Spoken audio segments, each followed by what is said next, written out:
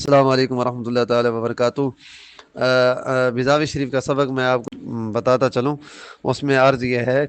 کہ اسم جو ہے وہ مسمى ہے یا غیر مسمى ہے۔ اسم کسے کہتے ہیں؟ اسم اس لفظ کو کہتے ہیں جو کسی ذات کے لیے وضع کیا گیا اور اس ذات پر دلالت کرے، اور مسمى کہتے ہیں جس کے لیے اسم کو وضع کیا گیا ہو۔ ٹھیک ہے، اب یہ اسم سے عین مسمى مراد ہے یا غیر مسمى مراد ہے؟ دو قوموں کا اختلاف ہے، معتزلہ اور اشاعرہ کا، اور بعض اشاعرہ معتزلہ کے ساتھ ہیں۔ اشاعرہ جو اشاعرہ ہیں وہ دلیل پیش کرتے ہیں کہ تبارک اسم ربی کا، تبارک اسم ربی کا ذل جلال والاکرام۔ ایک یہ کہ آپ کے نام، رب کا نام برکت والا ہے، آپ کے رب کا نام برکت والا ہے، تو کہا کہ اس سے مراد اللہ تعالیٰ کی ذات ہے، نہ کہ صرف نام ہے، کیونکہ تبارک اسم ربی کا کہ آپ کا رب کا نام برکت والا ہے، تو اب نام سے مراد رب کی ذات ہے۔ اگر اس سے مراد صرف جو ہے وہ اسم مراد لیں اور مسمى نے مسمى کے غیر مراد لیں کہ مسمى نہیں ہے اس کا غیر ہے، تو رب کا نام برکت والا ہوتا ہے، رب کا نام برکت والا ہوتا ہے، وہ الفاظ برکت والے نہیں ہوتے۔ اور سبح اسم ربک الاعلیٰ، آپ کے رب کا نام اعلیٰ ہے، تو اعلیٰ جو ہے اللہ کی ذات ہے، الفاظ اعلیٰ نہیں ہوتے، الفاظ اعلیٰ نہیں ہوتے۔ یہ تو نقلی دلیل تھی۔ اب وہ ان کی عقلی دلیل یہ ہے کہ وہ کہتے ہیں کہ عقلی دلیل ہماری یہ ہے کہ کسی نے زینب کو طلاق دی کہ زینب و طالقن، کہ زینب جو ہے وہ طلاق والی ہے، یعنی زینب کو طلاق دی کسی نے، تو یوں کہا کہ زینب مطلقہ ہے، زینب و طالقن یعنی زینب مطلقہ ہے، تو کہتے ہیں کہ اس مسئلے میں معلوم ہوتا ہے کہ طلاق ذات زینب پر پڑی ہے، نہ کہ لفظ زینب پر۔ اگر اس سے مراد لے لیا جائے غیر مسمى، الفاظ مراد لیے جائیں، تو پھر یہ کہنا پڑے گا کہ طلاق تو مطلب ہے کہ الفاظ پر پڑی ہے، پھر تو زینب کو طلاق نہ ہوئی، تو کہنا پڑے گا کہ اس سے عین مسمى مراد ہے کیونکہ طلاق زینب کو ہوئی ہے۔ ٹھیک ہے، اور جو لوگ اسم کو غیر مسمى مانتے ہیں وہ کہتے ہیں قل ادعوا اللہ عبید الرحمن، کہ اللہ تعالیٰ کے ناموں، اللہ تعالیٰ کو جو ہے اے محبوبہ فرما دیجئے رب تعالیٰ کو اس کے ناموں سے پکارو، ایامن تدعو فلہ اسماء الحسنی، اور اس کے جو اسماء ہیں وہ بہت ہیں، اور حدیث پاک میں ہے کہ اللہ تعالیٰ کے 99 اسماء ہیں۔ تو معتزلہ کہتے ہیں کہ اگر آپ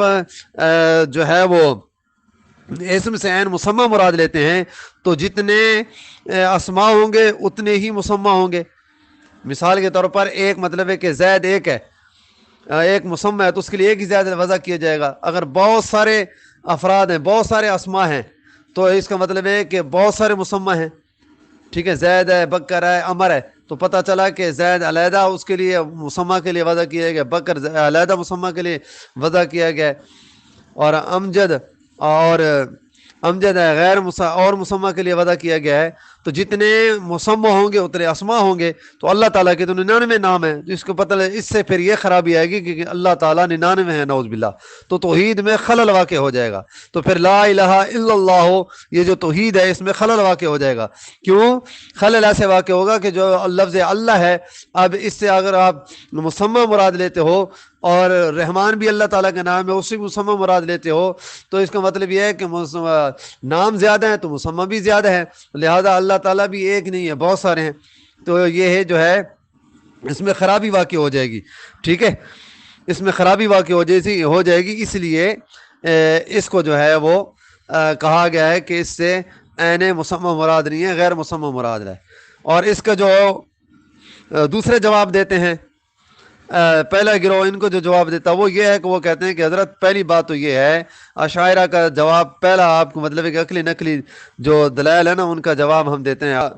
اشاعرہ کے دلائل کا جواب جو معتزلہ دیتے ہیں وہ کہہ رہے ہیں کہ تبارک اسم ربی کا سبح اسم ربک الاعلیٰ، کہ آپ کے رب کا نام برکت والا ہے،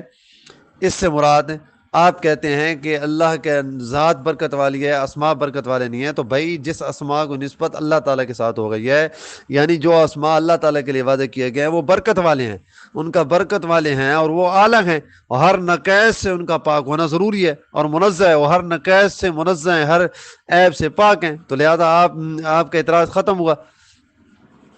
اور دوسری بات آپ نے کہا کہ زینب کو جو ہے طلاق والا جواب، اس کا معنی یہ ہے کہ وہ عورت جس کا نام رکھا گیا ہے نا، اس میں زینب کے ساتھ وہ متعلقہ ہے، اس میں زینب کے ساتھ، یعنی وہ جو اس کا نام رکھا گیا ہے نا، اس نام کے ساتھ وہ متعلقہ ہے. بس اتنا اس کا مختصر جواب ہے.